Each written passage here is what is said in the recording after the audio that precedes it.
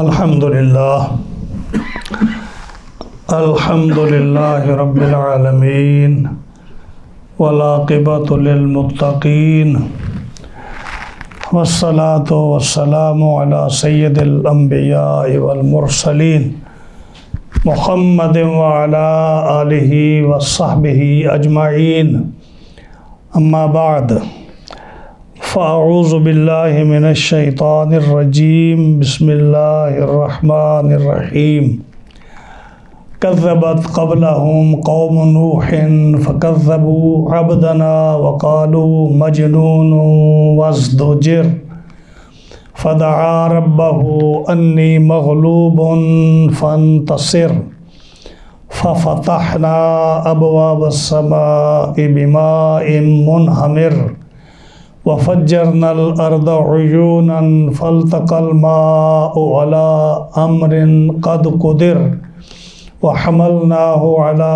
ذات ألواح ودسر تجري بأعيننا جزاء لمن كان كفر ولقد تركناها آية فهل من مدكر فكيف كان عذابي ونذر وَلَقَدْ يَسَّرْنَا الْقُرْآنَ لِلذِّكْرِ فَهَلْ مِن مُدَّكِرٍ صدق اللہ مولانا العظیم وبلغنا رسول النبی الکریم الامین ونحن علی ذلک لمن الشاہدین والشاکرین والحمد للہ رب العالمین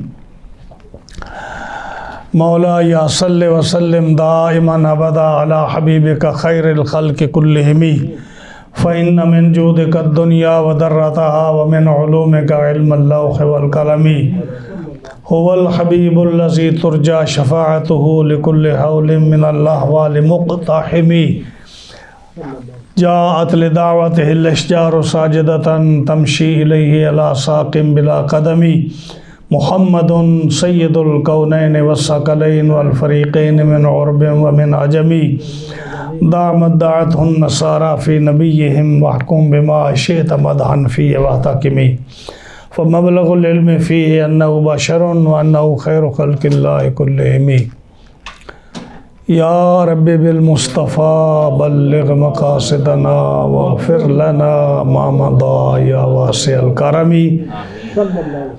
فاغفر لناشدها واغفر لقارئها سألتك الخير يا ذا الجود والكرم مولاي صل وسلم دائما ابدا على حبيبك خير الخلق كلهم صلى الله تعالى عليه وسلم.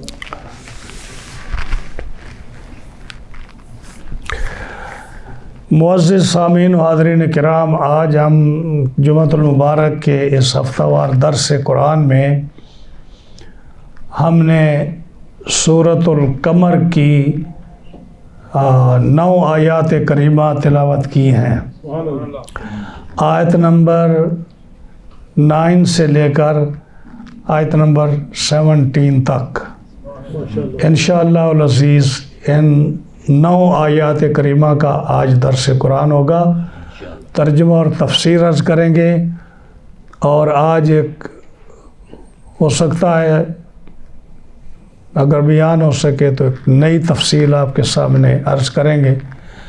حضرت نوح علیہ السلام کا واقعہ ہے اس میں کہ سیدنا نوح علیہ السلام کے بارے میں ان 9 آیات کریمہ میں ان کا ذکر ہے اور ان کی قوم کی ہلاکت کا ذکر ہے، اور اللہ تعالیٰ کے ان پر جو انعامات ہیں ان کا ذکر ہے. اس لیے ہم ان کو آج تفصیل سے تو نہیں، کئی مہینے لگیں گے، لیکن کچھ نہ کچھ جو ہے آج عرض کریں گے انشاءاللہ العزیز مختصر وقت میں. عارف پانی دیکھنا نہیں. جب حضرت سیدنا حضور صلی اللہ تعالیٰ علیہ وسلم نے شق قمر کا معجزہ دکھلایا تو قوم نے کہا کہ آپ نے یہ جادو کیا، الیاذ باللہ الیاذ باللہ ثم الیاذ باللہ. آپ بہت بڑے جادوگر ہیں کہ آپ نے ابن ابی کبشہ کے بیٹے نے ہم سب پر جادو کر لیا، مسافروں پر جادو کر لیا. اور انہوں نے ماننے سے انکار کر دیا، حالانکہ اپنی آنکھوں سے دیکھا تھا. اللہ تعالیٰ جل شانہ نے پچھلی آیات میں ان کو بتایا کہ قیامت کے دن آنے والا ہے، تمہیں عذاب ہوگا، اور اس دن تم جس حالت میں میری حضور حاضر ہوگے تو قیامت کے دن یا تو پروانوں کی طرح بے ہوشی کی عالم میں تمہیں ہوش نہیں ہوگا، کل فراش المبثوث، تمہیں پتہ نہیں ہوگا کہاں جانا کہاں نہیں جانا، اور جب تمہیں پتہ چلے گا کہ تمہیں رب نے بلایا ہے تو پھر تم کیسے آؤ گے؟ کأنہم جراد منتشر، جیسے مکڑی سیدھی اپنے ٹارگٹ کی طرف جاتی ہے، پھر تم ایسے ہی سیدھے جاؤ گے اس مقام پر جہاں میدان محشر قائم ہونا ہے۔ پچھلے درس میں ہم نے یہ ذکر کیا تھا کہ میدان محشر جو قائم ہوگا تو وہ فلسطین کی سرزمین پر ہوگا۔ بہت سارے لوگوں کے دلوں میں یہ وہم ہے کہ وہ عرفات کا میدان ہوگا، ایسے نہ کوئی دلیل نہ کوئی ثبوت نہ کچھ۔ تو مجھے ورجینیا سے کال آئی کہ جی یہ آپ جو ہے بعد میں ذکر کیا کہ ہم تو یہ سنتے آئے ہیں کہ جی عرفات میں میدان محشر قائم ہوگا، تو آپ نے فلسطین کا ذکر کیا۔ آپ وہ جو نقشہ ہے نا فلسطین اور اسرائیل کا، اس میں اس کو اٹھا لیں تو اس میں ایک گاؤں ہے جس گاؤں پر نشان دیا ہوا ہے اور وہاں لکھا ہوا ہے کہ روز محشر میدان محشر یہ سجے گا اس مقام پر۔ عرفات کا کہیں ذکر نہیں آتا، یہ اپنے طرف سے لوگوں کو بنائی گئی بات ہے، بھئی حج جو ساری دنیا وہاں اکٹھی ہوتی ہے، میدان محشر بھی وہاں ہوگا۔ تو ایک تو یہ وہاں ایک سوال تو یہ تھا جس کا جواب یہ ہے۔ دوسرا یہ ہے کہ بھئی دنیا ساری کل من علیہ فان، ہر چیز فنا ہو جائے گی، تو وہ صخرہ، وہ پتھر بیت المقدس کا جس پر حضرت اسرافیل علیہ السلام سور پھونکیں گے، پھر وہ کیسے بچے گا؟ یعنی تو آپ نے 2 سور پھونکنے ہیں، پہلا ہے اس قوم کے یا پوری دنیا کی ہلاکت کے لیے، وہ تو صخرہ پر آپ پھونکیں گے، صخرہ موجود ہوگا، اور دوسرا سور جب پھونکیں گے تو اس وقت بھی وہ صخرہ موجود ہوگا۔ ہر چیز تباہ نہیں ہوگی، یہ جو ہے نا کل من علیہ فان، ہر چیز فنا ہو جائے گی، اس میں کچھ چیزیں ہیں جن کو کہا گیا کہ یہ چیزیں جو ہیں فنا نہیں ہوں گی، تو اس لیے ان میں وہ صخرہ بھی ہوگا جس کے اوپر حضرت اسرافیل علیہ السلام کھڑے ہو کر سور پھونکیں گے۔ تفصیل انشاءاللہ پھر کسی وقت صحیح۔ تو یہاں جو ہے نا سیدنا نوح علیہ نبینا علیہ السلام کی قوم جو تھی وہ بت پرست تھی، آپ کی قوم بت پرست تھی، اور جب آپ نے ان کو تبلیغ کی تو قوم جو تھی چونکہ وہ ستارہ پرست تھی، ستاروں کی پوجا کرتی تھی، بتوں کی پوجا کرتی تھی، ان کا نظریہ یہ تھا کہ ہم کو اللہ نے پیدا نہیں کیا، ہمیں ستاروں نے پیدا کیا ہے اور ہمیں بتوں نے پیدا کیا ہے، اس لیے اے نوح ہم آپ کی بات کیوں مانیں۔ تو سیدنا نوح علیہ نبینا علیہ السلام کے بارے میں ہم عرض کرتے ہیں، حضرت نوح علیہ السلام کا مقام انبیاء کرام میں بہت بلند ہے، آپ کو شیخ الانبیاء کہا جاتا ہے، یعنی شیخ الانبیاء۔ سمجھتے ہیں جب آپ کسی معزز آدمی کو خطاب کرتے ہیں ان کو شیخ کر کے بلاتے ہیں، یہ ہمارے بزرگوں کے شیخ ہیں، یہ ہمارے شیخ ہیں، یہ شیخ الاولیاء ہیں، یہ شیخ الحدیث ہیں، یہ شیخ التفسیر ہیں، یہ شیخ القرآن ہیں، ہاں جی یہ بزرگ ہیں۔ تو شیخ آپ کا لقب کیا ہے؟ شیخ الانبیاء، اور دوسرا آپ کا نام نجی اللہ آپ کا لقب ہے۔ نجی اللہ کہ اللہ نے ساری مخلوق کو جو زمین پر تھی اس کو تباہ کر دیا، اللہ نے آپ کو اور آپ کے دوستوں کو بچا لیا۔ آپ کے والد کا نام لمک ہے، اور حضرت نوح علیہ السلام سے لے کر حضرت آدم علیہ السلام تک 8 پشتے ہیں، 8 پشتے ہیں۔ حضرت نوح علیہ السلام کے باپ حضرت لمک سے لے کر آدم علیہ السلام تک، اور آپ کی والدہ مائدہ جس کا نام سخا یا فینوس بنت کامل ہے، نام میں اختلاف ہے، والدہ سے لے کر حضرت حوا تک، یہ ساری جو 8 جنریشنیں ہیں والد کی اور والدہ کی جتنی بھی ہیں، یہ سارے مومن موحد تھے، ان میں کوئی بھی مشرک نہیں تھا۔ حضرت نوح علیہ السلام کے زمانے تک جتنے بھی لوگ رہے ہیں آپ کے آباء و اجداد میں، وہ سارے مومن موحد رہے ہیں، اور آپ کے والد بڑے بزرگ اور نیک تھے، اور آپ کے آباء و اجداد میں حضرت شیس علیہ السلام نبی ہیں اور حضرت ادریس علیہ السلام بھی نبی ہیں۔ تقریباً 1000 سال کا زمانہ ہے حضرت آدم علیہ السلام اور حضرت نوح علیہ السلام کے درمیان۔ حضرت نوح علیہ السلام کا اصل نام جو ہے، یہ نام میں اختلاف ہے۔ کہیں کسی نے لکھا کہ آپ کا نام یشکر ہے، کسی نے لکھا کہ آپ کا نام عبد الغفار ہے، کسی نے لکھا کہ آپ کا نام ساکن ہے، آپ کا نام سمک ہے، آپ کا نام ساکت ہے۔ یہ سارے نام آپ کے ہیں۔ نوح آپ کا نام نہیں ہے۔ نوح جو ہے، اس کے بارے میں 2 باتیں ہیں کہ یہ نوح جو ہے یہ نام عربی ہے یا عجمی ہے۔ اگر یہ عربی ہوگا تو اس کا معنی ہے رونے والا، بہت رونے والا۔ تو آپ کو جو ہے اللہ کی بارگاہ میں بہت توبہ استغفار اور رویا کرتے تھے، اس لیے آپ کا نام نوح پڑ گیا کہ بہت رونے والے۔ اور آپ کے رونے کی وجہ جو ہے وہ چند باتیں انہوں نے ذکر کی ہیں۔ ایک بات تو یہ ہے کہ سیدنا نوح علیہ السلام اپنی قوم کی حالت کو دیکھ کر کہ اتنی بڑی قوم ہے، اتنی طاقتور قوم ہے، اتنی سمجھدار قوم ہے، آپ نے ان کو 950 سال تبلیغ فرمائی، اور جو ہے صرف 80 آدمی بغیر آپ کی فیملی، بیٹوں بہو کے بیوی کے صرف 80 آدمی ٹوٹل مسلمان رہے۔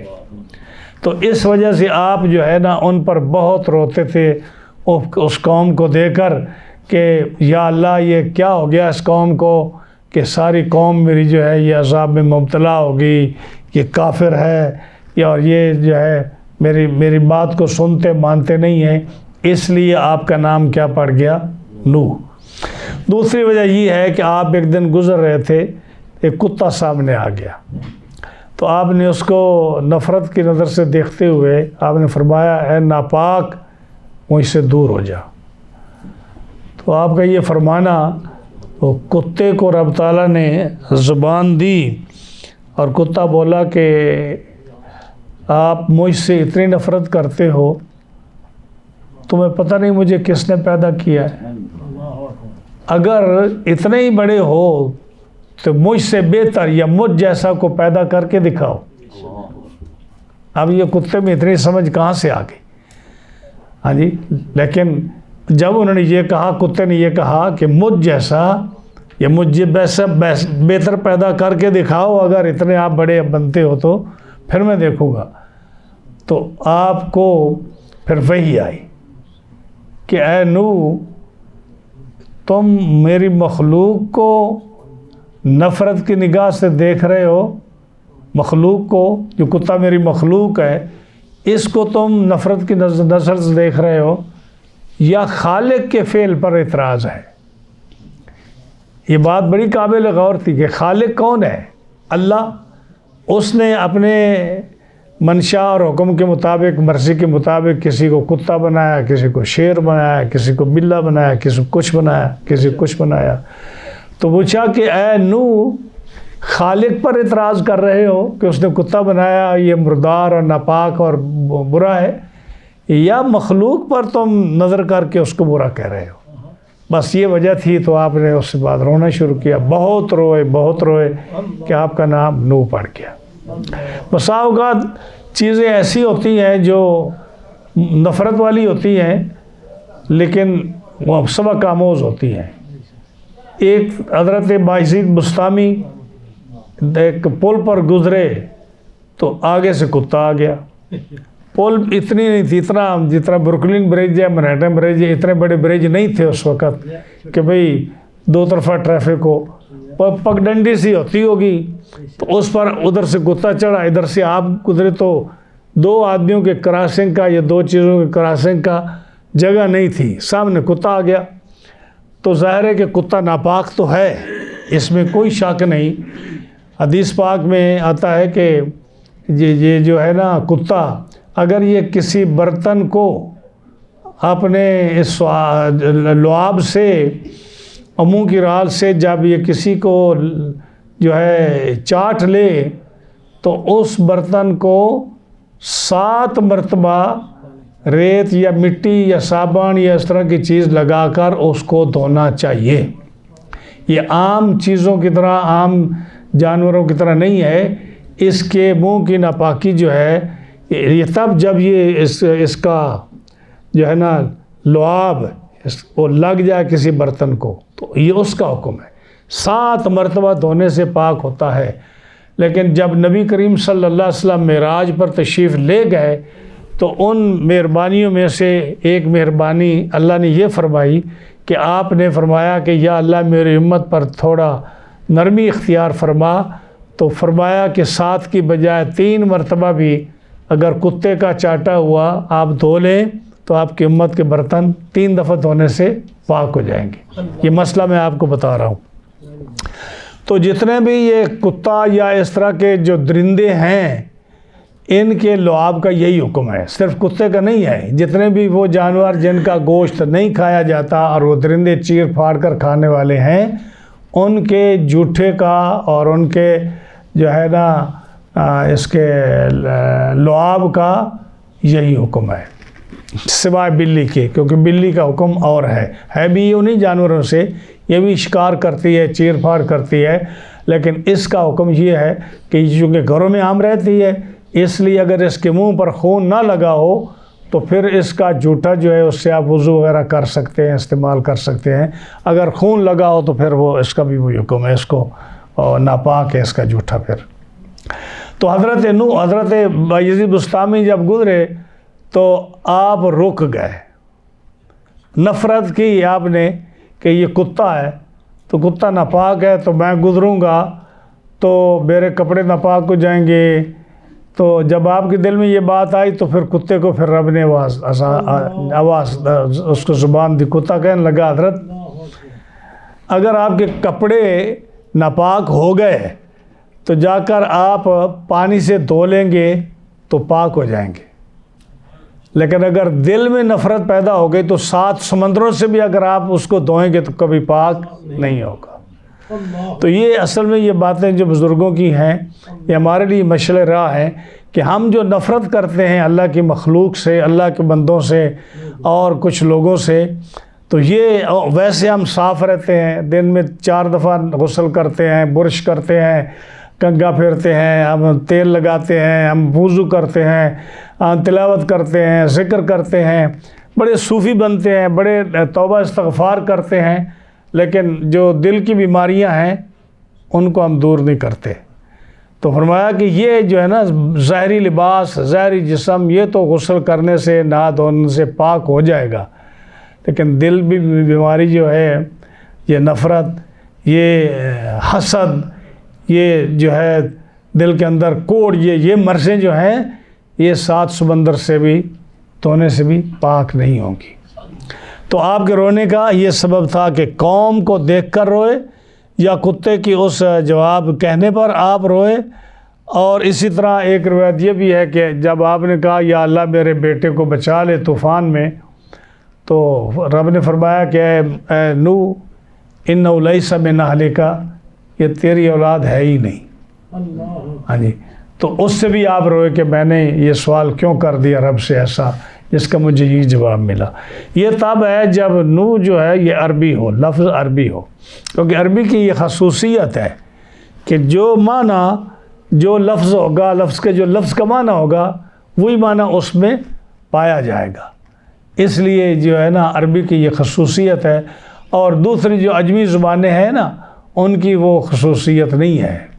ہاں جی، جیسے آپ دیکھتے ہیں کہ لفظ محمد ہے صلی اللہ علیہ وسلم، اب یہ محمد کسی کا نام ہو لیکن لفظ محمد کیوں مطلب کیا ہے اس کا؟ الذی یحمد حمدا بعد حمد، محمد وہ ہے جس کی یکے بعد دیگر تعریف ہی تعریف کی جائے۔ یہ احمد ہے، یہ بھی عربی ہے، مطلب کیا ہے کہ اسم تفضیل کا صیغہ ہے، جو سب سے زیادہ اللہ کی حمد کرنے والا ہے۔ ہاں جی، تو اسی طرح جتنے بھی عربی کے الفاظ ہیں، یا قرآن دیکھ لیں، قرآن عربی کا لفظ ہے قرآن کا مطلب کیا ہے کہ سب سے زیادہ پڑھی جانے والی کتاب. اب یہ قرآن کا معنی ہے تو دیکھ لو کہ سب سے، اگر میں آپ سے پوچھوں کہ سب سے زیادہ کون سی کتاب پڑھی جاتی ہے تو قرآن پاک ہے. یہ عربی کی خصوصیت ہے. اور اجمی تو وہ جیسے آپ نام رکھتے ہیں، چنگیز خان نام ہو گیا، ہاں جی، یا ہلاکو خان ہو گیا، یا دوسرے زید جو بھی یہ نام سارے ہیں اس کے بادشاہوں کے یا دیگر لوگوں کے، اجمی، ان کا کوئی معنی نمونہ نہیں ہے، ان کا کوئی معنی. یہ عربی کی خصوصی، یہ فرق ہے. یہ تاب ہے جب نو عربی ہو تو پھر یہ معنی ہوگا کہ آپ کو رونے کی وجہ سے آپ کا نام نو پڑ گیا، کہ نوح جیسے ہوتا ہے نا نو. اور جب اجمی ہو تو پھر یہ باتیں ساری جو ہے اس پر نہیں صادق آئیں گی، کیونکہ اس کا معنی بھی، اجمی کا معنی جو ہے وہ اس طرح نہیں ہوتا جیسے عربیوں کا ہوتا ہے، عربی کا معنی ہوتا ہے. سیدنا نوح علیہ نبینا علیہ الصلوۃ والسلام کو آدم ثانی بھی کہتے ہیں. آدم ثانی کیوں آدم ثانی کہتے ہیں؟ کہ پہلے آدم، سیدنا آدم علیہ السلام کی ساری اولاد طوفان نوح میں بالکل صاف ہو گئی، اور جب آپ کشتی سے اترے تو کوئی انسان، کوئی جانور زندہ نہ رہا. صرف جو ہے آپ کے وہ افراد جو آپ کی کشتی میں سوار تھے وہی زندہ رہے. اور پھر ان میں سے جو حضرت نوح علیہ السلام کے 3 بیٹے تھے، سام، حام اور یافس، پھر ان کی اولاد جو ہے یہ پوری دنیا میں انہی کی اولاد پھیلی، اور آج جو شہروں کے نام ہیں وہ بھی انہی کے نام پر ہیں، اور انہی کی آباد قوم پوری دنیا میں آباد ہے. اگر وقت ملتا ہے تو میں آپ کو اس کی بھی تھوڑی تفصیل عرض کروں گا. تو حضرت نوح علیہ السلام جو ہے یہ آدم ثانی ان کو کہا جاتا ہے، کیونکہ سارے نسب آپ روس سے نسب لے کر چلیں، سیریا سے لے کر چلیں، افریقہ کے کسی ملک سے لے کر چلیں، یا آپ جو ہے چین کے کسی ملک سے لے کر چلیں، کسی بھی نسل کا، کسی بھی آدمی کا اگر وہ صحیح نسب آپ کو یاد ہو اور لے کر چلے تو وہ کہاں جا کر ختم ہوگا؟ حضرت نوح علیہ السلام تک. اس لیے آپ کو آدم ثانی کہتے ہیں. اور آدم اول کہ پھر نوح علیہ السلام کے وساطت سے وہ سارا نسب جو ہے وہ کہاں جائے گا؟ حضرت آدم علیہ السلام کے پاس جائے گا. حدیث پاک میں بھی ہے کہ حضرت نوح علیہ السلام اول رسول، حضرت نوح علیہ السلام جو حدیث شفاعت ہے نا، جس میں قیامت کے دن شفاعت کا ذکر ہے، اس حدیث کے الفاظ یہ ہیں کہ نوح اول رسول بعثہ اللہ، نوح پہلے رسول ہیں جن کو اللہ تعالیٰ نے زمین پر مبعوث فرمایا. نوح علیہ السلام سے پہلے کوئی نبی وہ یہ پیغام لے کر نہیں آیا کہ اپنی قوم کو شرک اور اپنی قوم کو ان گناہوں کفار کی، جیسے کفار کو تبلیغ کی جاتی ہے، ایسا کرنے والا ہو. کیونکہ نوح علیہ السلام تک کسی قسم کی جو ہے گمراہی آپ کے وقت تک نہیں پھیلی تھی اتنی کہ کسی نبی کی ضرورت ہو کہ اللہ کسی نبی کو بھیجے ان کو ڈرانے کے لیے. یعنی 8 پشتیں حضرت نوح علیہ السلام کی گزری ہیں، حضرت آدم علیہ السلام سے لے کر حضرت نوح علیہ السلام تک. اس میں یعنی ابتدا ہوئی ہے اس دوران میں کفر و شرک کی وغیرہ وغیرہ کی، لیکن جس مقام پر یہ قوم نوح جس سٹیج پر پہنچی اور بہت زیادہ انہوں نے شرک اور کفر اختیار کیا کہ اللہ تعالیٰ کو کسی نبی کے بھیجنے کی ضرورت ہوئی، تو رب تعالیٰ نے حضرت نوح علیہ السلام کو بھیجا. تو یہ پہلے نبی ہیں جو اس کام کے لیے تشریف لائے. ورنہ حضرت نوح علیہ السلام سے پہلے 2 قومیں آباد تھیں. ایک قوم حضرت شیث علیہ السلام کی اولاد جو حضور کے والد ہیں ایک آگے چل کر، اور حضرت آدم علیہ السلام کے بیٹے ہیں جو اکیلے پیدا ہوئے حضرت حوا کے پیٹ سے. حضرت شیث کی اولاد وہ پہاڑوں میں رہتی تھی. ان کے مرد جو تھے وہ بہت خوبصورت تھے، عورتیں خوبصورت نہیں تھیں. دوسری نسل جو ہے وہ قابیل کی تھی جس نے حابیل کو قتل کیا. ان کے مرد خوبصورت نہیں تھے، عورتیں اس طرح تھی جس طرح حوریں اور پریاں ہوتی ہیں. یہ اللہ کا نظام ہے ایسا. تو شیث علیہ السلام کی اولاد اور وہ قبیلے وہ پہاڑوں میں رہتے تھے، اور قابیل کی اولاد جو تھی یہ جنگلوں میں رہتے تھے، تو ان سے آپس میں ملاقات وغیرہ نہیں تھی۔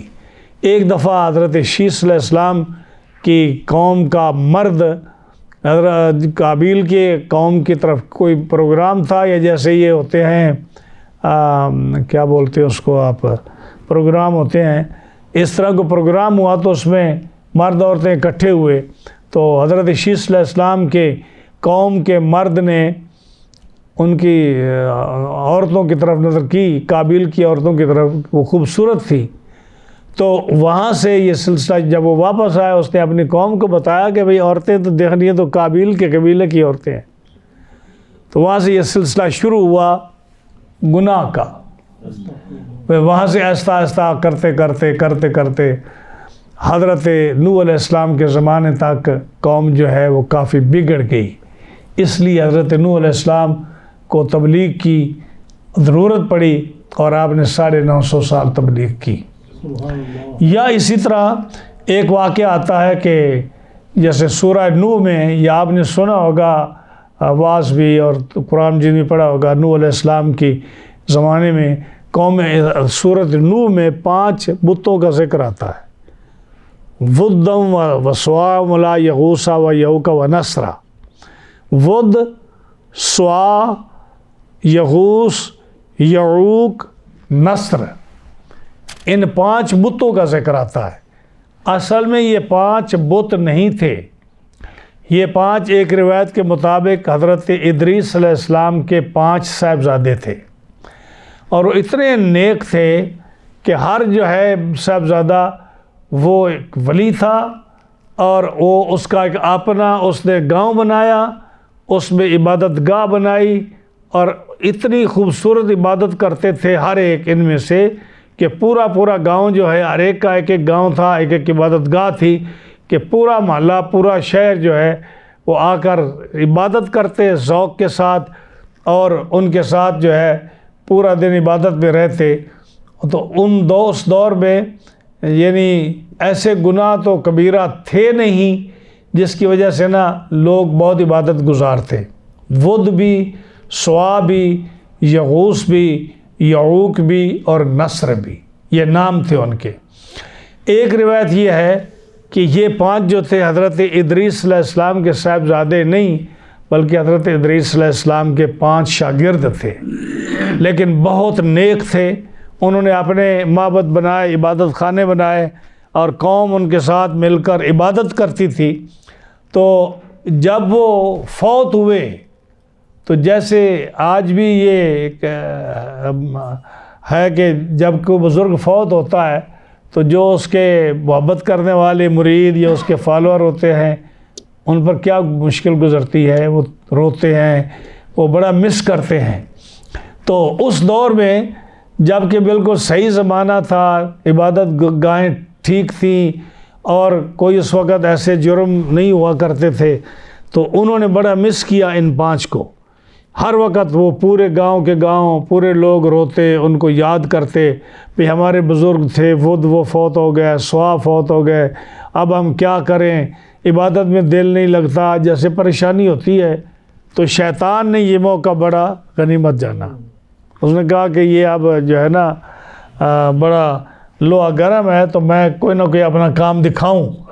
وہ آیا، اس نے جو ہے نا روایات میں آتا ہے کہ اس نے جبہ پہنا، اس نے پگڑی باندھی، اس نے بزرگوں کا لباس بنایا، اس نے جو بھی طریقہ کار، ہاتھ میں عصا پکڑا، ہاں جی، اور وہ جو ہے بزرگ کی شکل میں آیا اور آ کر بڑا ہمدرد آ کر ان کو پوچھنے لگا کہ آپ کو کیا ہوا۔ انہوں نے بتایا ہمارے بزرگ فوت ہو گئے۔ انہوں نے کہا کوئی بات نہیں ہے، ہم اس کا حل تلاش کر لیتے ہیں۔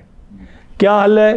حل یہ ہے کہ آپ مجھے اجازت دو تو میں ان 5 بزرگوں کی تصویر پتھر کی شکل میں یا لکڑی کی شکل میں بنا کر آپ کی عبادت گاہوں کے سامنے رکھ دیتا ہوں، تو جب آپ عبادت کریں، آپ خوب عبادت کریں، ان کی اللہ کی عبادت کریں، عبادت کرنے کے بعد جو ان کی تصویر ہے ان کے ہاتھ کو بوسہ دے دیں، پاؤں کو بوسہ دے دیں، اور ادب سے سلام کرتے ہوئے آپ باہر چلے جائیں، تو آپ کو ان کی یاد جو ہے یہ تازہ ہو جائے گی۔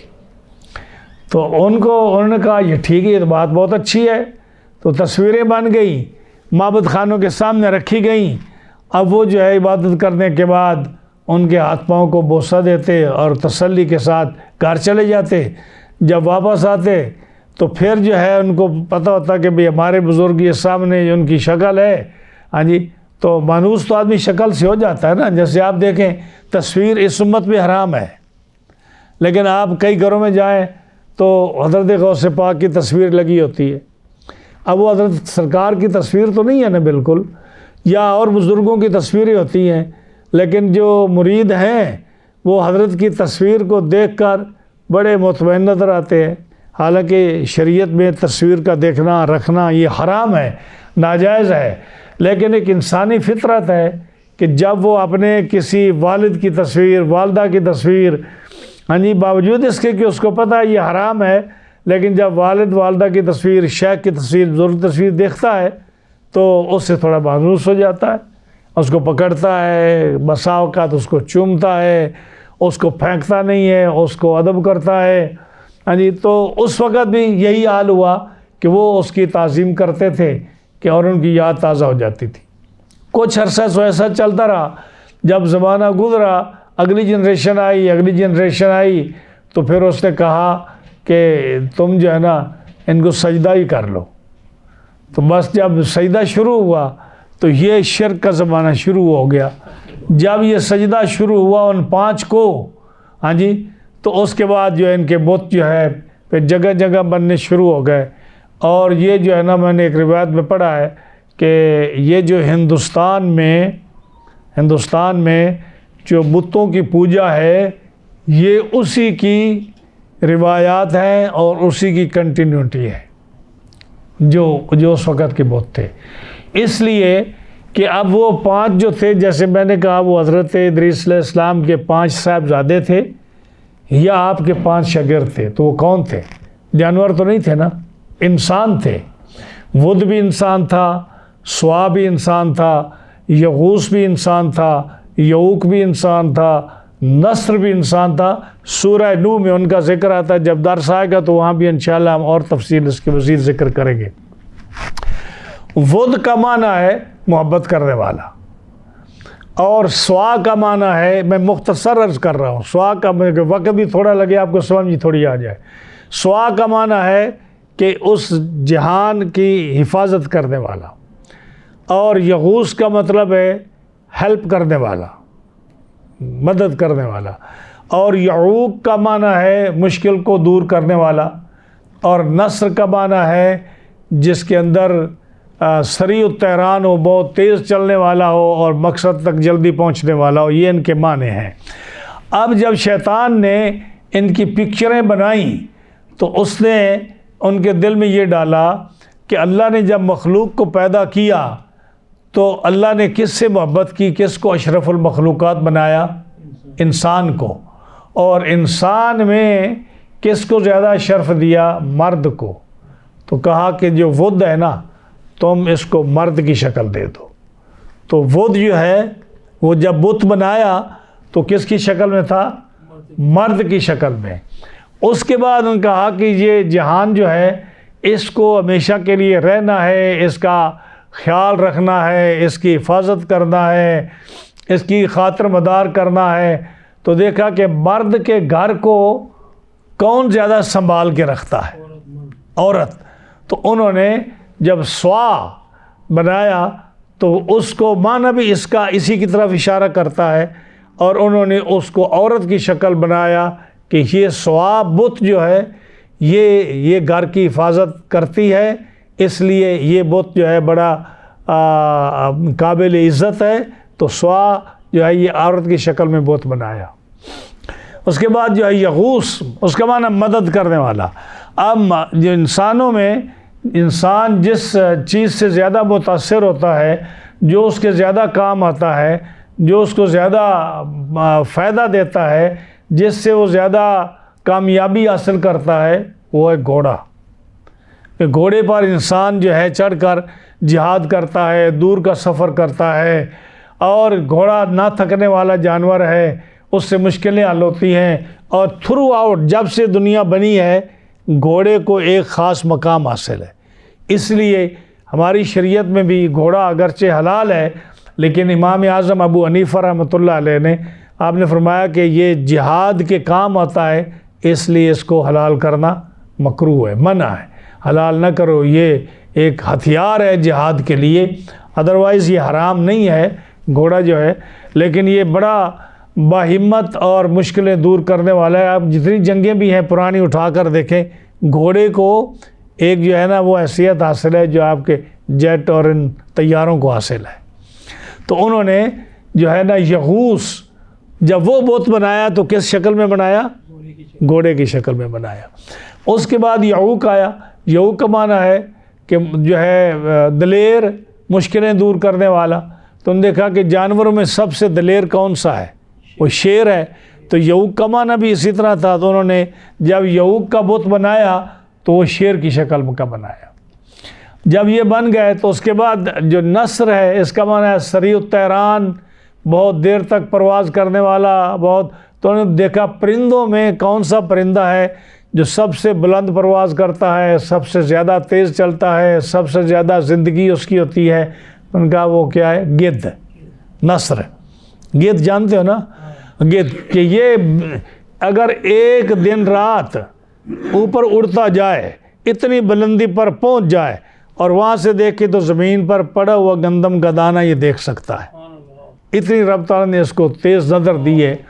اور ناک کی مثال تو آپ کو بتانے کی ضرورت نہیں، کہیں بھی جانور مرا ہو، یہ پہاڑوں میں رہتا ہو، جنگلوں میں رہتا ہو، اس کو پتہ چل جاتا ہے کہاں جانور مرا ہے، وہاں پہنچ جاتا ہے۔ اور سریع الطیران ہے، بہت تیز چلنے والے۔ تو انہوں نے گدھ کی شکل جو ہے، نسر کی شکل بنا کر انہوں نے بت بنایا۔ تو یہ 5 بت جو ہے نا، اس کو ہندو جو ہے نا، اس گدھ کو ہنومان جو نام سنا ہے آپ نے بتوں میں، یہ ہنومان جو ہے یہ نسر ہے۔ تو جتنے بھی یہ بت ہیں یا یہ سلسلہ چلا آ رہا ہے، یہ جو ہے انڈیا میں یہ اس وقت سے یہ بت چلے آ رہے ہیں۔ اور عرب میں جب حضور کے ایک آباء و اجداد میں سے ایک آدمی نے جو عرب میں بت پرستی چھوڑ کر انہوں نے جو ہے نا انہوں نے بت پرستی شروع کی، تو وہ بھی یہی بت تھے جو طوفان نوح سے دب گئے تھے کہیں، وہ اٹھا کر لایا اور اس سے بت پرستی شروع ہوئی۔ تو یہ جو حضرت نوح علیہ السلام کے زمانے میں جب یہ دور شروع ہوا بت پرستی کا، یہ بت بنے اور یہ حالات لوگوں کے ہوئے، خود اللہ تعالیٰ کی عبادت سے وہ دور ہوئے، تو حضرت نوح علیہ السلام کے والد جو لمک تھے، حضرت لمک، وہ تبلیغ کیا کرتے تھے اور وہ لوگوں کو سمجھاتے، لیکن کوئی سننے کو تیار نہیں تھا۔ تو اللہ تعالیٰ نے پھر حضرت نوح علیہ السلام کو ایک نبی کی حیثیت سے بھیجا تاکہ وہ ان کو تبلیغ کریں، اور پھر اگر وہ نہ مانیں تو پھر ان پر اللہ تعالیٰ اپنا عذاب بھیجے۔ حضرت سیدنا نوح علیہ نبینا علیہ الصلوۃ والسلام کا جب دور آیا تو اس وقت جو ہے یہ قوم پوری طرح شرک اور کفر میں مبتلا تھی، اس سے پہلے نہیں۔ یعنی پہلے کا یہ عالم تھا کہ کوئی درخت کانٹے والا نہیں ہوتا تھا، کسی درخت پر کانٹا نہیں ہوتا تھا، کوئی درخت بغیر پھل کے نہیں ہوتا تھا، اس لیے کہ گناہ نہیں ہوتے تھے۔ جب گناہ نہیں ہوتے تھے تو کوئی تکلیف والی چیز پیدا ہی نہیں ہوتی تھی، نہ کانٹا ہوتا، نہ درخت بغیر پھل کے ہوتا۔ جب لوگوں کے اندر گناہ شروع ہو گئے، جب لوگوں کے اندر عیب شروع ہو گئے اور کفر اور شرک آنا شروع ہو گیا، تو پھر یہ کانٹے اور کڑوے پھل اور درخت بغیر پھل کے پھر یہ آنا شروع ہو گئے۔ سیدنا نوح علیہ نبینا علیہ الصلوۃ والسلام ایک عظیم نبی تھے۔ آپ کی کرامات میں ایک کرامت یہ تھی کہ آپ پوری زندگی 1000 سال سے زیادہ آپ کی زندگی ہوئی ہے، یعنی 950 سال تو قرآن بتاتا ہے کہ آپ نے تبلیغ کی، لیکن آپ کی عمر میں نے جو پڑھی 1450 سال، 1600 سال، 1500 سال، اتنی روایات میں آپ کی عمر آتی ہے۔ آپ کی زندگی میں آپ کا ایک بال بھی سفید نہیں ہوا، آپ کا ایک دانت بھی نہیں گرا، یعنی یہ آپ کے معجزات میں سے ہے حضرت سیدنا نوح علیہ نبینا علیہ الصلوۃ والسلام سے۔ دوسرا جو ہے معجزہ آپ کا یہ کہ قوم جو تھی وہ چونکہ نہیں مانتی تھی، جیسے حضور صلی اللہ علیہ وسلم کو کفار نے کیا کہا کہ آپ چاند توڑ کر دکھا دیں، ہم ایمان لائیں گے۔ تو قوم نوح نے حضرت نوح علیہ السلام کو کہا یہ جو فارس کا پہاڑ ہے نا، عراق کا بہت بڑا پہاڑ، وہ اٹھا کر آپ عرفات میں رکھا دیں، ہم ایمان لائیں گے۔ آپ نے دعا کی تو عرفات کا جو پہاڑ ہے فارس میں، یعنی ایران اور عراق میں جو پہاڑ ہے بڑا، وہ اٹھ کر خود بخود جو ہے عرفات پہ آ گیا، لیکن قوم ایمان نہیں لائی۔ ہاں جی، اللہ کے نبی نے دعا کی، ہاں جی، تو ہو گیا، لیکن وہ قوم نہیں مانی۔ اسی طرح جب آپ کشتی میں سوار ہوئے، کشتی سے نیچے اترے تو طوفان نے ہر چیز کو تباہ کر دیا تھا۔ اب یہ دیکھو نا، یہ موجودہ طوفان آیا ہے ملک میں، تو اب کتنے علاقے سے، یعنی پورے ملک پاکستان کا 75% حصہ جو ہے وہ سارا بغیر خوراک کے، بغیر مکانوں کے، بغیر کھیتی باڑی کے، بغیر مال کے، بغیر اجناس کے، اتنا تو کتنی مشکل آ رہی ہے۔ پورا ملک جو ہے وہ ضرورت مند ہے، اور لوگ اس کی مدد کر رہے ہیں، اناج دے رہے ہیں، ان کی ہیلپ کر رہے ہیں، مدد کر رہے ہیں۔ تو اندازہ لگائیے کہ جب پوری روئے زمین پر طوفان آیا ہوگا تو اس وقت کیا بچا ہوگا۔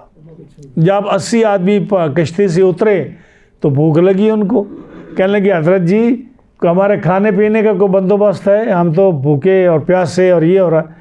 تو آپ جو تھی اس کا پانی ہٹا تو آپ نے ریت کی مٹھی بھری اور فرمایا یہ کھاؤ۔ ریت کی مٹھی بھر کے دی، اس کو برتن میں دیا کہ یہ کھاؤ۔ انہوں نے جب منہ میں ڈالا تو شکر اور شہد اور میٹھی چیز جو ہے وہ بن گئی۔ تو یہ بھی حضرت سیدنا نوح علیہ نبینا علیہ السلام کا یہ معجزہ تھا۔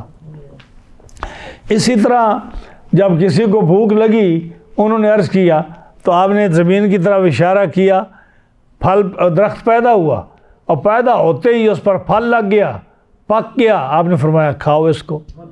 ہاں جی، تو یہ نبی کریم صلی اللہ علیہ وسلم حضور کے پاس جب وہ حضرت سلمان فارسی آئے تو آپ نے فرمایا سلمان بدلہ کتابت کر لو اپنے مالک سے۔ بدلہ کتابت یہ ہوتا ہے کہ آپ غلام تھے نا حضرت سلمان فارسی، تو غلاموں کی کئی قسمیں ہوتی ہیں۔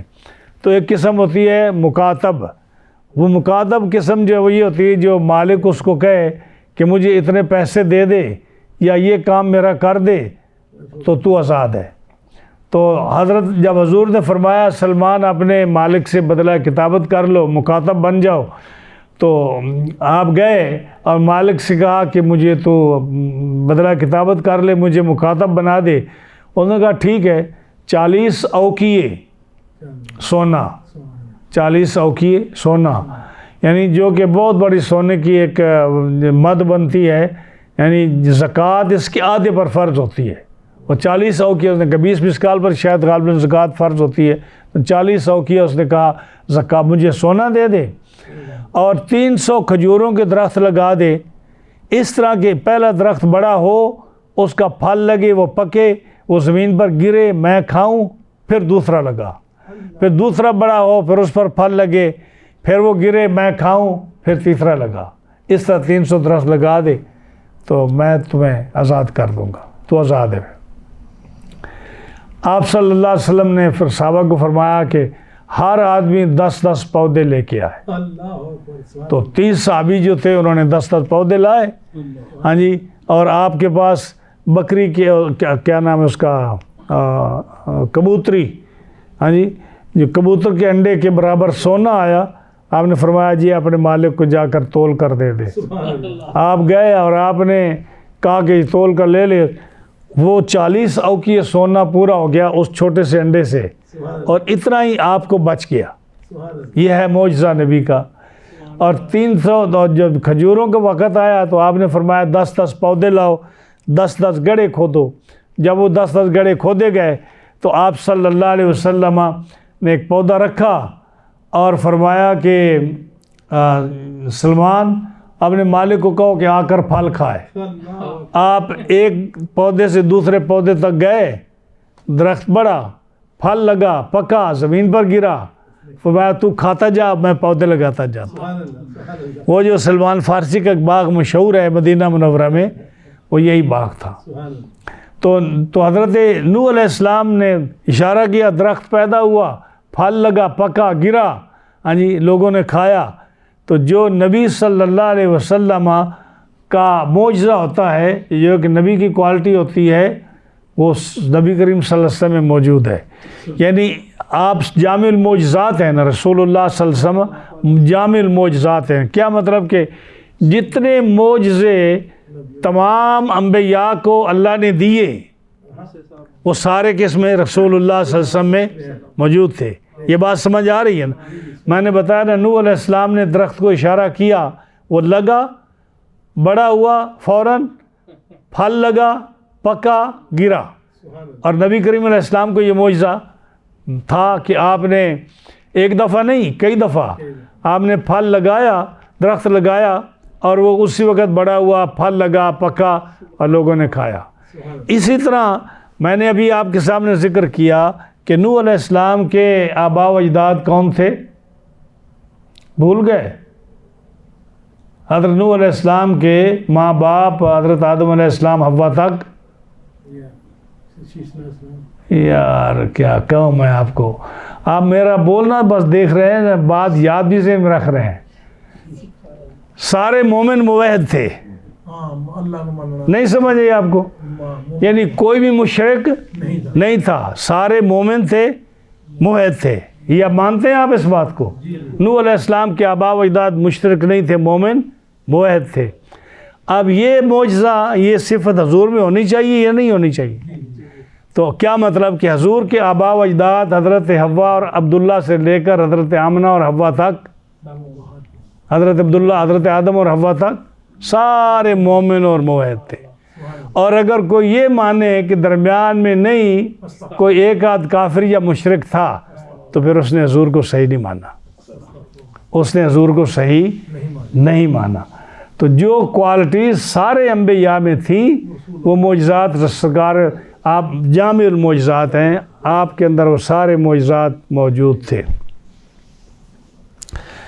تو حضرت سیدنا نوح علیہ نبینا علیہ الصلوۃ والسلام نے جب آپ نے تبلیغ کی تو قوم نہ مانی، اور جب نہ مانی تو پھر آپ کو کئی دفعہ ایسا ہوتا کہ آپ کو برا بھلا کہتے.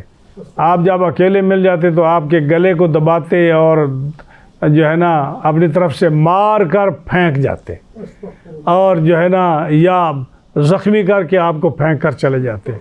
کئی دفعہ انہوں نے یہ کہا کہ یہ اب زندہ نہیں ہے، مر گیا ہے، اور چھوڑ کر چلے جاتے. لیکن اللہ تعالیٰ آپ کو پھر زندگی عطا فرماتا. آپ ان کے لیے بڑے متفکر رہتے، فکر کرتے، روتے، ان کے لیے دعائیں کرتے. اور جو ہے جب آپ نے دیکھا کہ یہ نہیں مانتے اور نہیں ہدایت کی طرف آتے، تو پھر اللہ سے دعا کی، یا اللہ میں انسان ہوں، میں مغلوب ہو چکا ہوں، تو میری مدد کر اور ان کو ہلاک فرما دے. یہ جو ہے نا، اب بہت سارے لوگ یہ دعا ڈھونڈتے ہیں جب کسی سے تھوڑی بہت مخالفت ہوتی ہے نا، تو یہ پڑھتے ہیں ربی انی مغلوب فانتصر. ہاں جی، ایسے بھائی سے دشمنی ہو جائے، مخالفت ہو جائے، پیر بھائی سے مخالفت ہو جائے، محلے کے آدمی سے مخالفت ہو جائے، کزن سے، بھائی بھتیجے سے مخالفت ہو جائے، آیتیں پڑھنے لگ جاتے ہیں رب انی مغلوب فانتصر. ایسی بات نہیں کرنی چاہیے. آپ نے خیر شکر و عزیز و اقارب مسلمان بھائیوں کے لیے دعا کرنی چاہیے، مشکل پر، تکلیفوں پر صبر کرنا چاہیے. بد دعا جو ہے یہ کافروں کے لیے ہوتی ہے، اور وہ بھی ان کے لیے ہدایت کی دعا کرے. اگر بہت مجبور ہو جائے سیدنا نوح علیہ السلام کی طرح، تو پھر کسی کے لیے بد دعا کرے، ادروائز کسی کے لیے بد دعا نہ کرے. تو سیدنا نوح علیہ نبینا علیہ الصلوۃ والسلام جو تھے، جب آپ تنگ آ گئے تو بد دعا کی، تو اللہ نے فرمایا کہ کشتی تیار کرو. یہ سورہ ہود میں آپ واقعہ سن چکے ہیں، اور بھی کئی صورتوں میں آ چکا ہے، آگے بھی آئے گا. تو کشتی تیار ہوئی. کشتی جب تیار ہوئی تو اس کو کئی سال لگ گئے کشتی بناتے ہوئے. حضرت جبریل امین نقشہ بنا کر دیا، اور آپ نے جو ہے نا اپنے بیٹوں کی مدد سے کشتی تیار کی. تو لوگ ہنستے، لوگ کہتے دیکھو یہ ہم جس کو کہتے تھے دیوانہ ہے، تو یہ دیکھو کیسا دیوانہ ہے کہ یہاں تو پانی کا سوال ہی پیدا نہیں ہوتا، اور جہاں پانی کا سوال نہیں ہے وہاں یہ کشتی بنا رہے ہیں. تو ہم سچ کہتے تھے نا. تو کشتی بنائی. جب طوفان آیا، جب اللہ تعالیٰ کا عذاب آیا، تو کیسا عذاب آیا؟ جیسے قرآن مجید کا ارشاد ہے کہ رب نے حکم دیا آسمان کو کہ اپنے سارے دروازے کھول دے، آسمان کو سارے دروازے کھول دے، تو آسمان نے سارے دروازے کھول دیے۔ اب اگر آپ کو یہ کہے کہ آسمان سے تو پانی نہیں آتا، پانی تو بادلوں سے آتا ہے، تو چلو ایسے ہی صحیح، اگر بادلوں سے پانی آتا ہے تو آپ جب بارش آتی تو آپ کیا کہتے ہیں کہ آپ آج آسمان سے اتنا بارش برسی ہے نا کہ آپ حیران رہ جائیں، کہتے یا نہیں کہتے؟ آج آسمان سے تو اتنی بارش آئی ہے کہ ایک زمین کا ایک جو ہے نا حصہ ذرا بھی خشک نہیں رہا۔ ہاں جی، تو آپ کو نہیں پتا کہ آسمان سے بارش نہیں آتی، بادلوں سے بارش آتی ہے۔ تو یہ مقولہ ہے کہ آسمان سے بارش آتی ہے، ہاں جی، اگرچہ وہ بادلوں سے آتی ہے، بادلوں سے آئے تب بھی اس کو کہتے ہیں آسمان سے بارش آئے۔ اور یہ بھی کوئی بعید نہیں کہ اگر آسمان سے بارش آئے تو دروازے تو ہے نا آسمان پر، تو آسمان سے جیسے رزق آتا ہے، قرآن مجید میں ہے کہ آپ کا وفی السماء رزقکم وما توعدون، آسمانوں سے رزق آتا ہے، اور رزق تو تم زمین سے اگاتے ہو، رزق تو تم زمین سے لیتے ہو، رزق تم لوگوں سے لیتے ہو، تو آسمان سے کہاں آتا ہے؟ اس کا مطلب یہ کہ حکم آسمانوں پر ہوتا ہے اور وہ چیزیں جہاں سے بھی آئیں۔ تو آسمان نے دروازے کھول دیے، آسمان سے 40 دن لگاتار 1 سیکنڈ کے لیے بھی بارش نہیں رکی، 40 دن۔ کسی گاؤں میں یا شہر میں جھڑی لگ جائے نا، کہتے ہیں جمعرات کی جھڑی ہے، جمعرات تک یہ بادل نہیں جائیں گے، یہ پنجاب میں مشہور ہے کہ جمعرات کی جھڑی لگی ہے، گھر رکھ لو سامان۔ تو 7 دن بارش ہو تو مکان گرنے لگ جاتے ہیں، لوگوں کی توبہ ہونی شروع ہو جاتی ہے، حالات بڑے مخدوش، اور پھر ہر وقت بارش نہیں آتی، کسی وقت آئی پھر بند ہو گئی، پھر آئی بند ہو گئی۔ لیکن اندازہ لگائیے کہ جب اللہ کا عذاب آئے اور 40 دن آسمان کا جو ہے ہر حصہ بارش برسا رہا ہو، 40 دن 1 منٹ بھی نہ رکے، اور پھر زمین کو حکم ہو کہ زمین تو بھی اب جتنا پانی ہے نا تو بھی نکال دے، تو زمین چشمہ پوری زمین چشمہ بن جائے، آسمان سے پانی اتنا آیا کہ آیات مبارکہ یہ کہتے ہیں کہ آسمان کا پانی اور زمین کا پانی مل گیا، اوپر جو آسمان کا پانی آ رہا ہے، نیچے زمین نکال رہی ہے، پانی اتنا اونچا ہو گیا کہ سب سے اونچا پہاڑ جو ہے نا اس سے بھی پانی اوپر چلا گیا۔ یہ اللہ کا عذاب آیا۔ اب سیدنا نوح علیہ نبینا علیہ الصلوۃ والسلام اس جب طوفان سے آپ فارغ ہوئے اور کشتی جو ہے 6 مہینے کشتی جو ہے یہ رہی، اس نے کعبۃ اللہ کا طواف بھی کیا، کشتی نے کعبۃ اللہ کا طواف بھی کیا، اور یہ 6 مہینے اوپر رہی۔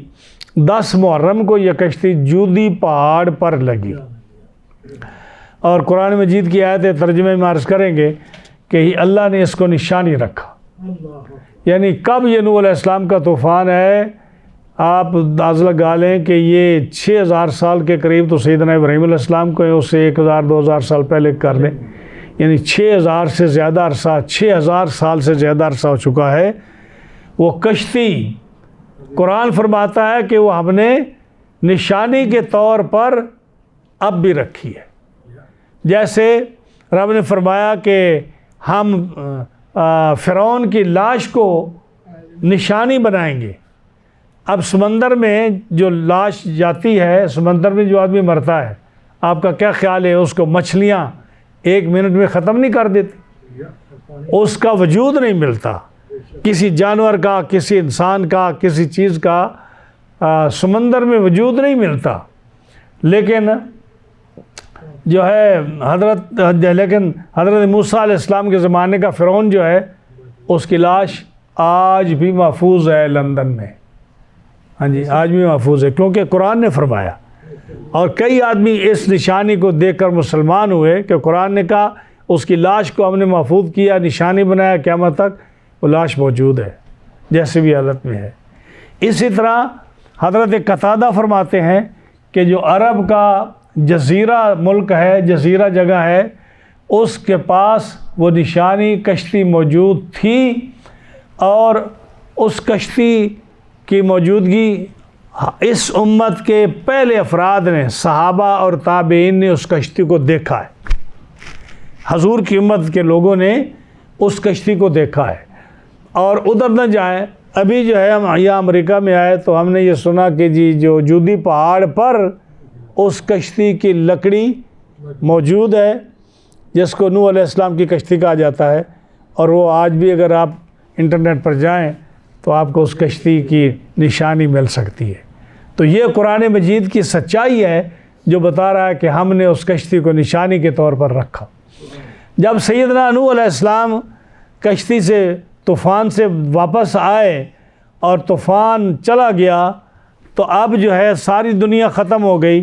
حضرت نوح علیہ السلام کے وہ 80 افراد بچے, ان میں سے جو 3 لوگ تھے وہ حضرت نوح علیہ السلام کے صاحبزادے تھے. ایک کا نام تھا حضرت سام, یہ نبی تھے, ان کو حضرت نوح علیہ السلام نے اسرار نبوت عطا فرمائے, یہ بڑا بیٹا تھا اور نیک تھے. ان کو جو ہے نبی بنایا, نبوت کے آثار بتائے, ان کے تبرکات دیے اور ان کو جو نبی نبوت کے احکام سکھائے. حضرت سام, دوسرے حضرت حام اور تیسرے حضرت یافس. اب یہ دنیا جو ہے جیسے آپ کو آدم ثانی کہا جاتا ہے, تو دنیا ان تینوں سے چلی. اب حضرت سیدنا نوح علیہ السلام نے اپنے بیٹوں کو ربع مسکون, یہ بولتے ہیں نا زمین کو ربع مسکون کہتے ہیں, اگر آپ کو یہ لفظ سنا, یہ فارسی کا لفظ ہے. ربع کہتے ہیں 4 کو, چوتھا حصہ, اور مسکون جو ہے نا زمین کہتے ہیں. تو یہ آپ کو پتہ ہے کہ جو ہے 3 حصے پانی ہے, ٹھیک ہے نا, 3 حصے پانی ہے اور 1 حصہ خشکی ہے. تو اس لیے اس کو کہتے ہیں ربع مسکون. چوتھا حصہ جو دنیا کا ہے, جو رہنے کے قابل ہے زمین, اس کو حضرت نوح علیہ السلام نے اپنے بیٹوں میں تقسیم فرما دی اور فرمایا اے سام, تم کو میں نے عراق دیا, فارس دیا, جہاں تک فارسی بولی جاتی تھی, یہ رشین ریاستیں بھی اس میں کچھ ہیں, اور ایران بھی اس میں ہے, افغانستان اس میں ہے, عراق کا حصہ اس میں ہے, سیریا اس میں ہے, خراسان ہے, عرب ہے, روم ہے. یہ علاقہ آپ نے حضرت جو فارس اور وسطیٰ اور یہ حضرت سام کو دیا, اور اس کے بعد آپ کی اولاد ان حصوں میں رہی. دوسرے لفظوں میں یہ مشرق وسطیٰ, عرب کے جتنے ممالک ہیں, ہاں جی, یعنی عرب کے ممالک کون سے ہیں؟ عرب کے ممالکوں میں عراق سمجھا جاتا ہے, یا لبنان سمجھا جاتا ہے, یا سعودی عرب ہو گیا, سیریا ہو گیا, ہاں جی, یا اردن وغیرہ ہو, یہ عرب کے علاقے ہیں. یہ اور عراق اور فارس کا حصہ جس میں افغانستان ہے, خراسان ہے, اور رشیا کی یہ ریاستیں جو ایران کے ساتھ ملتی ہیں, ماورا النار اور نشاپور تک وغیرہ وغیرہ, یہ آپ نے دی حضرت سام کو. اور حضرت سام جو تھے ان کی عمر 600 سال ہوئی ہے. حضرت سام کی عمر 600 سال ہوئی ہے, اور یہ نبی بنے ہیں, ان کو نبوت ملی ہے. اور ان کی اولاد جو تھی, ان کی اولاد وہ 19 زبانیں جانتے تھی. حضرت سام کی اولاد 19 زبانیں جانتی تھی. حضرت سام کے 9 بیٹے تھے. حضرت سام کے 9 بیٹے تھے. پہلے کا نام ارفخشد, دوسرے یہ ابو الانبیاء ہیں, ان کی اولاد جو ہے نبی ہے. حضرت سام کے جو بڑے بیٹے تھے ارفخشد, ان کی ساری اولاد جو ہے جتنے بھی نبی آئے ہیں وہ ان کی اولاد میں آئے ہیں. دوسرا بیٹا اس کا نام تھا کیومرت, ان کی اولاد ساری بادشاہ گزری ہے, جتنے بھی اس علاقے میں بادشاہ آئے ہیں وہ ان کی اولاد سے ہیں. اور تیسرے بیٹے کا نام اسود, چوتھے کا نام یفن, پانچویں کا نام یورح, چھٹے کا نام لاد علم, ساتویں کا نام غیلام, آٹھویں کا نام ارم, نویں کا نام بور. تو یہ 19 زبانیں جانتے تھے. ان کی عمر 600 سال تھی اور ان کو یہ علاقے ملے, اور اس کے بعد ان کی اولاد انہی علاقوں میں بڑی چلی اور یہ بڑی ہوئی. یہ آپ کے ایک صاحبزادے تھے, اور یہی ولی عہد تھے جن کو آپ نے نبوت کے مقام پر بٹھایا, اور یہ طوفان نوح کے 500 سال بعد یہ فوت ہوئے. یعنی ان کی عمر اس وقت 100 سال تھی، تو 500 سال اور ہوئے تو یہ 600 سال کی بعد فوت ہوئے۔ سبحان اللہ۔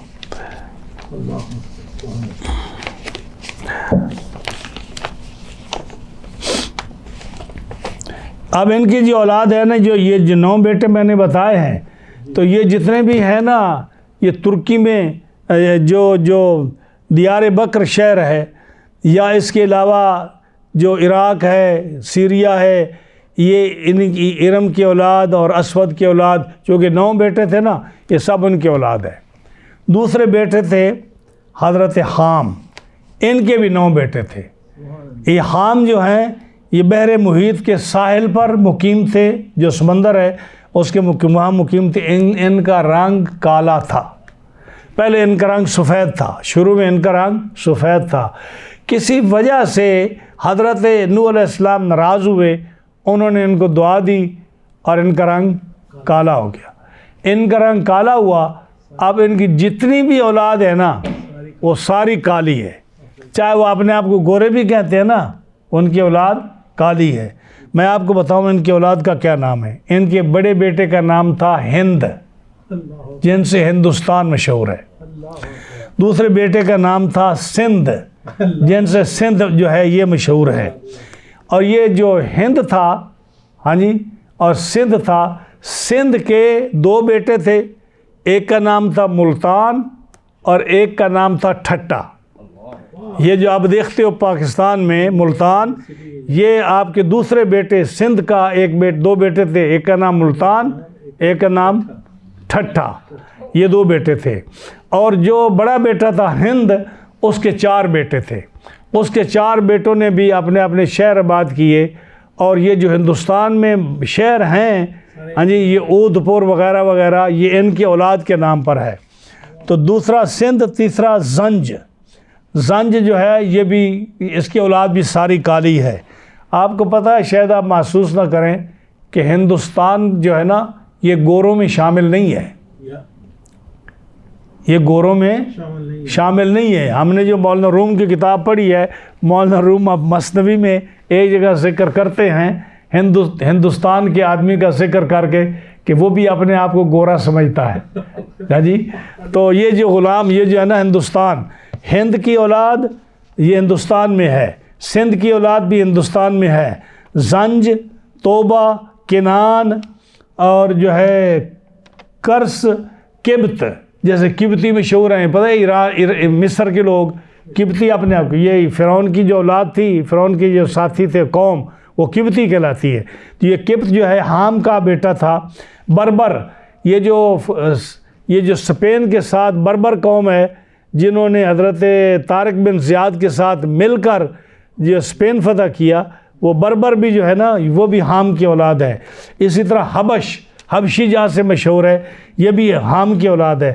تو یہ اولاد حضرت حام کی ہے، 9 بیٹے تھے۔ ان کی اولاد سوڈان، موراکو، مغرب، بلاد حبش، زنگبار اور ہندوستان، یہ حضرت حام کی اولاد ہے ساری۔ تو جب آپ ناراض ہوئے تو آپ نے فرمایا کہ اے حام، تیری اولاد عورتیں ہوں گی یا مرد ہوگی، یہ ساری عمر سام اور یافس کی غلامی میں رہے گی۔ اب آپ دیکھ لو کہ جتنے بھی اب یہ جو ملک ہیں عرب میں، آپ کسی کو سلیو نہیں کہیں گے، یورپ میں، ترک میں کسی کو آپ سلیو نہیں کہیں گے، لیکن یہ ہمارے ملک جو ہیں آزاد ہونے کے باوجود بھی اگر آپ برا نہ منائیں تو ان کے ذہن غلامی کی ہیں۔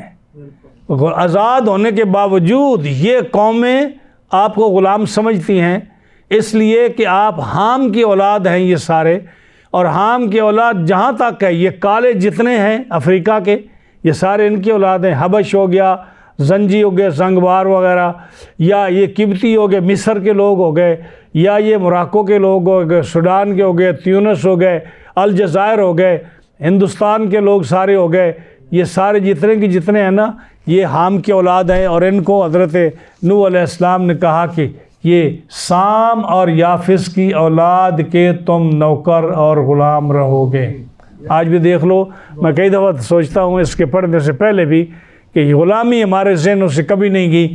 ادھر سے جو حکم جاتا ہے ہم کو ماننا پڑتا ہے۔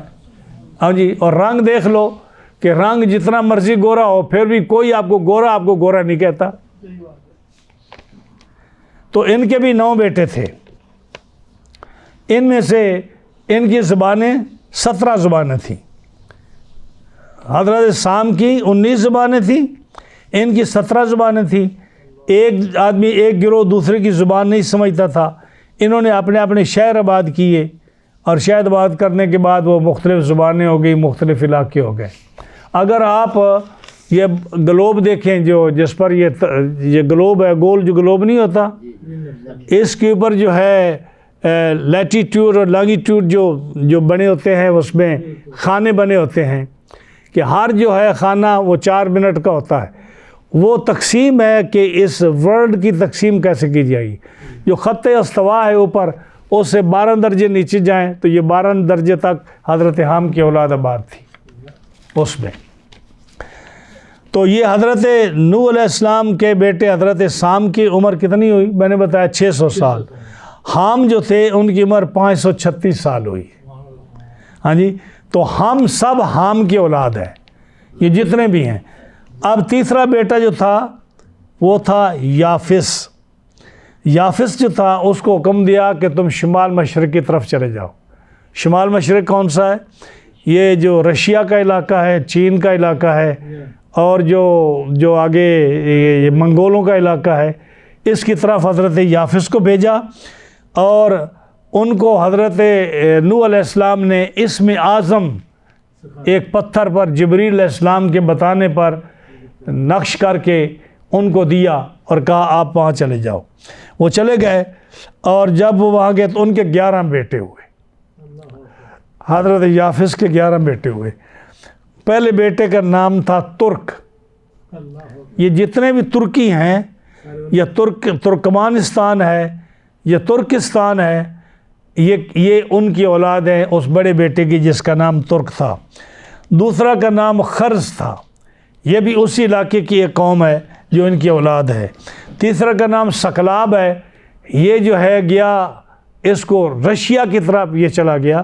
جب رشیا گیا تو وہاں اس کو تھوڑی زمین ملی اور اس کی اولاد زیادہ تھی، تو پھر یہ اپنے دو بھائیوں کے پاس آیا۔ ایک بھائی نے جواب دیا، دوسرے نے جواب دیا، تیسرے نے ہیلپ نہ کی، تو پھر ان کی تینوں سے لڑائی ہوئی۔ لڑائی ہونے کے بعد جو ہے نا پھر یہ آپس میں انہوں نے اختلاف رکھا۔ تو یہ تیسرا بیٹا سکلاب جو رشیا کی طرف گیا، چوتھا کماری ہے، پانچواں چین ہے۔ تو اب آپ کو اندازہ ہوتا ہے کہ یہ ملکوں کے نام کیسے آ گئے۔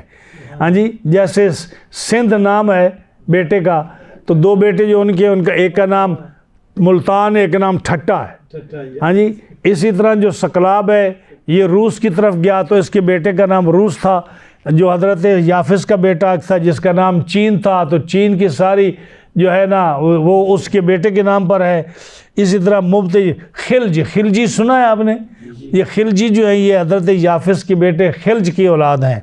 اور ایک بیٹے کا نام روس تھا، ایک کا نام سدسان تھا، ایک کا نام ہروان تھا، ایک کا نام رخ تھا۔ یہ جو تھا نا یافس، یہ اچانک ڈوب کر مرا، یہ ڈوب کر مرا، یعنی دریا سمندر میں ڈوب کر مر گیا۔ جب یہ مرا تو اس کی جب اولاد آگے بنی تو بڑا بیٹا جو تھا ترک وہ خلیفہ بنا اپنے والد کی جگہ پر، بڑا بیٹا جو تھا۔ اب اس نے رہن سہن کیسا بنایا؟ اس نے جو نا گھاس کے اور اس طرح کے خیمے مکان، جو جیسے آپ دیکھتے ہیں نا یہ ترکوں کے مکان جو ہیں لکڑی کے نہیں ہوتے، گھاس کے مکان ہوتے ہیں، کانوں کے مکان ہوتے ہیں، ہاں جی، جن کو آگ لگتی ہے افریقہ میں جیسے ہیں، ایسے مکان اس نے بنانے شروع کیے ترک نے۔ اگر آپ منگولوں کی ہسٹری پڑھیں تو ان کے بھی خیمے اسی طرح ہوتے تھے، گھاس پھوس کے بنے ہوئے ہوتے تھے، ان کے بڑے پکے مکان نہیں ہوتے تھے۔ تو اس نے ترک نے وہ ایسے مکان اور خیمے بنانے شروع کیے، ہاں جی، اور سارے ترک ان کی اولاد ہیں۔ دوسرا بیٹا خرز تھا، اس نے اپنے دور میں رہنے کے لیے، سہنے کے لیے لومڑی کی کھال کو اپنا لباس بنایا. جیسے لوگ آج کل نہیں جو ہے یہ فر کے کوٹ وغیرہ بناتے، تو یہ لومڑی کی کھال اور سمور اور سنجاب اور یہ کپڑے جو تھے یہ ان کے بنائے ہوئے ہیں، یہ ان کی بنائے ہوئے جس سے وہ اپنا وقت گزارا کرتے ہیں. اب جب ان کا پہلا آدمی فوت ہوا تو ان کو پتہ نہیں تھا اب کیا کرنا. جیسے قابیل نے حابیل کو قتل کیا تو پتہ نہیں تھا کیا کرنا ہے، تو قرآن فرماتا ہے کہ اللہ نے کوے بھیجے، ایک کوے نے دوسرے کو مارا، پھر وہ اٹھا کر اس کو چونچ سے زمین کھودی اور بھائی کو دفن کیا، اوپر مٹی ڈالی، تو کہا کہ میں تو اس کوے سے بھی گیا گزرا ہوں. اسی طرح جب یافس کے بیٹا کو فوت ہوا تو ان کو پتہ نہیں تھا کہ دفن کیا کرنا ہے. اب انہوں نے باپ کو دیکھا کہ وہ پانی میں غرق ہوا ہے تو سوچنے لگے کہ ہم کیا کریں، اب اس کو کیسے دفن کریں. تو سوچا، کہا کہ پانی کی مخالف آگ ہے. پانی کی مخالف یعنی آگ پانی پر گرے تبھی جو ختم، یا پانی غالب آ جاتا ہے یا آگ غالب آ جاتی ہے. پانی کو آگ پر رکھو تو وہ سڑ کر ختم ہو جاتا ہے، اور پانی آگ پر گرے تو آگ ختم ہو جاتی ہے. تو کہا کہ ہم جو ہے نا اس مردے کو، ہمارا باپ ڈوب کر مرا ہے، ہم اس کو جلا دیں گے. تو یہ مردے کو جلانے کا سلسلہ جو ہے یہ یافس کی اولاد سے شروع ہوا.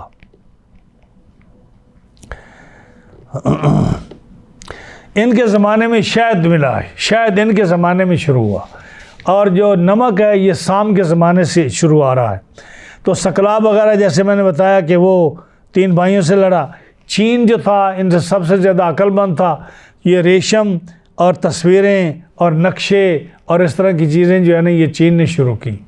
تو یہ ان کا جو تھا نا ان کا سب سے زیادہ ان کا کام تھا. اب جتنے بھی ترک ہیں، جتنے مغل ہیں، جتنے تتار ہیں، جتنے قبچاق ہیں، یہ یافس بن نوح کی اولاد ہے.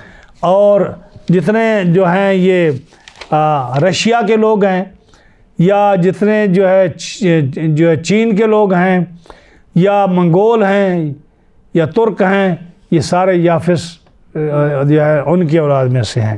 تو بہرحال اس سے معلوم کیا ہوا کہ حضرت نوح علیہ السلام کو آدم ثانی کیوں کہتے ہیں؟ کہ آپ کے یہ جتنی بھی دنیا آج آباد ہے یہ نوح علیہ السلام کے سارے اولادوں کی وجہ سے ہے. ایون جتنے شہر ہیں باقی پوری دنیا میں یہ بھی ان کی اولاد کے نام پر مشہور ہیں، ان کی. اور حضرت نوح علیہ السلام کے زمانے میں شراب جو تھی اس کا ظہور ہوا. اس سے پہلے شراب نہیں ہوتی تھی، لیکن اس کو شہرت جو ملی ان کے بیٹے یافس کے دور میں شہرت ملی شراب کو. بہن بھائی کا نکاح جو تھا حضرت آدم علیہ السلام کے زمانے میں یہ اسی طرح قائم رہا. حضرت نوح علیہ السلام کی شریعت نے آدم علیہ السلام کی شریعت کو کہ بہن بھائی کا نکاح ختم کرے، یہ حضرت نوح علیہ السلام کی شریعت نے اس کو حرام کیا. قابیل کی اولاد ہندوستان میں بادشاہ بنی. یہ قابیل جو تھا آدم علیہ السلام کا بیٹا، اس کی اولاد ہندوستان میں رہی، کیونکہ آپ کو پتہ کہ آدم علیہ السلام سرندیپ میں اترے جو اس کا حصہ ہے سری لنکا کا، تو یہ کبھی ہندوستان کا حصہ ہوا کرتا تھا. تو یہیں سے آپ حج کے لیے گئے. ایک روایت کے مطابق یہیں آدم علیہ السلام کی قبر ہے. تو قابیل کے یا آپ کو ابھی میں نے سنا ہے یا دیکھا ہے فوٹو کے گجرات میں حضرت آدم علیہ السلام کے ایک بیٹے کی قبر بتاتے ہیں جو 70 گز لمبی ہے. تو یہ شواہد کیا بتاتے ہیں کہ آدم علیہ السلام، قابیل، حابیل ان علاقوں میں وہ آتے جاتے رہا کرتے تھے. اور حضرت نوح علیہ السلام کے بعد پھر ان کی اولاد بھی اسی علاقے میں زیادہ رہی ہے. اس علاقے میں تو کوئی آبادی تھی نہیں، ساری مشرق وسطیٰ میں اور اس میں جو ہے کیا بولتے ہیں اس کو بر صغیر میں، اور اس طرف ترکمانستان اور اس طرف جو ہے چین وغیرہ میں ساری آبادی جو ہے اس طرف ہوتی گئی. اور یہ ساری جو ہے سیدنا نوح علیہ السلام کی اولاد اسی طرح آباد ہوئی. اب ہم اس کا ترجمہ تھوڑا مختصر کرتے ہیں کہ ٹائم بھی بہت ہو گیا. اللہ فرماتا ہے جل شانہ کذبت قبلہم قوم نوح، اس سے پہلے نوح کی قوم نے جھٹلایا نوح علیہ السلام کو. فکذبوا عبدنا، تو انہوں نے ہمارے بندے کو جھوٹا بتایا نوح علیہ السلام کو. اور وہ کہنے لگے وقالو مجنون وازدجر، کہنے لگے کہ یہ مجنون ہے اور وازدجر، اس کو جھڑکا بھی صحیح، یعنی کہا کہ جیسے سورہ شعراء میں آتا ہے کہ اے نوح اگر آپ نے یہ کام بند نہ کیا ہم آپ کو پتھر مار مار کے رجم کر دیں گے، تو یہ جھڑکا۔ فدعا ربہ، جب آپ نے دیکھا کہ یہ قوم اب بہت میرے مخالف ہو گئی ہے تو پھر اللہ کی بارگاہ میں دعا کی اور عرض کی انی مغلوب فانتصر، اے اللہ میں مغلوب ہوں، تو میری مدد فرما، میری مدد کر، میرا بدلہ لے۔ جب دعا کی تو اللہ فرماتا ہے پھر ہم نے ففتحنا ابواب السماء بماء منہمر، پھر ہم نے آسمانوں کے دروازے کھول دیے، آسمان کے دروازے کھول دیے، ہاں جی، زور کے بہتے پانی سے، ماء منہمر، جو تیزی کے ساتھ پانی جو ہے جیسے تیز بارش ہوتی ہے ایسے ہم نے دروازے کھول دیے۔ وفجرنا الارض عیونا، اور زمین کو چشمے کر کے بہا دی، پوری زمین چشمہ بن گئی، یعنی سمندروں کا پانی جو زمین کے اندر تھا وہ سارا نکلنا شروع ہو گیا۔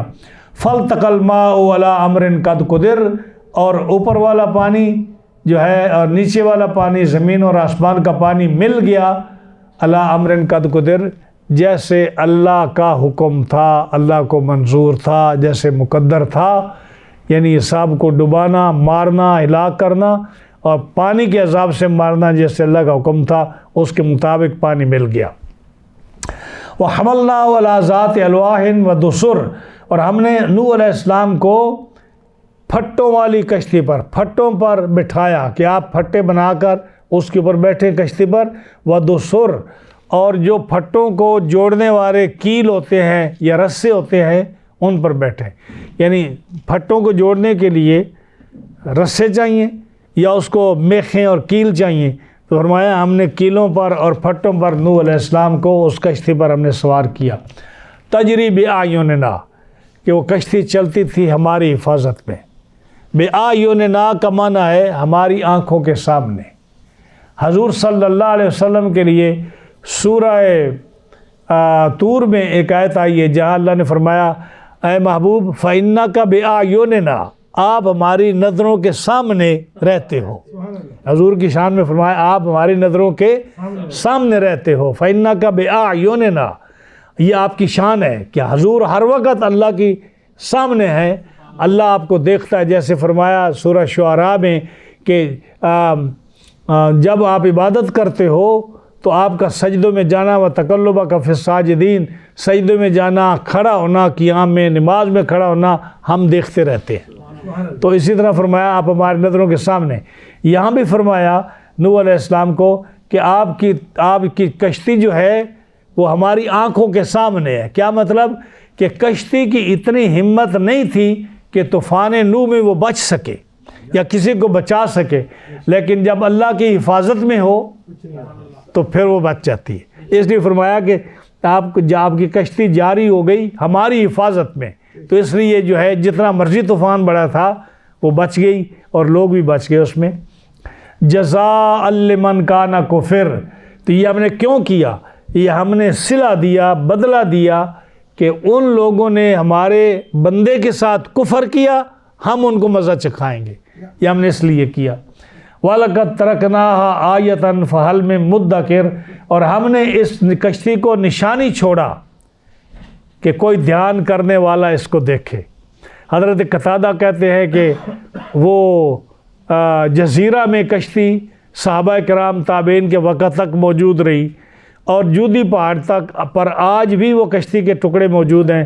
فرمایا کہ اس کشتی کو ہم نے حفاظت کے ساتھ رکھا اور نشانی کر کے رکھا ہم نے، کوئی دھیان کرنے والا اگر اس کو دیکھے تو۔